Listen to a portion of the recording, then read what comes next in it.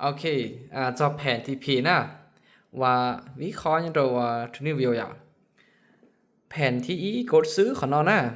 แผนที่กดซื้อของกันเนาะแล้วสิเราจะเอากันนะเจกูซื้อสุดต้นไปนะอย่าเจ TP ของเนาะเจงตัวจอนตัวเซน TP นะ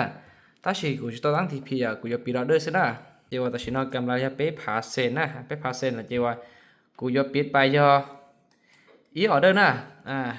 กูเทรดเนี่ยเซ็นซะเนี่ยไปเช็คกันนะเนี่ยเซ็นซะเนี่ยว่าUSC นะ USC แล้วนะทุกอย่างเสร็จแล้วจะปิดอีไหมล่ะจะใช้อีไหม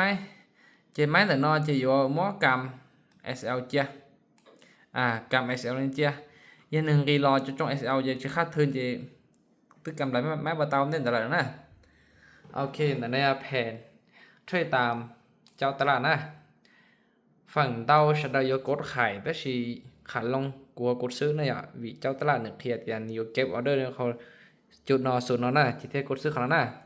ถ้าสิตาเขานั้นเป็น1รีต่อหรอนี่ยังจะแผนที่ออกกันเอาซื้อตัวนะ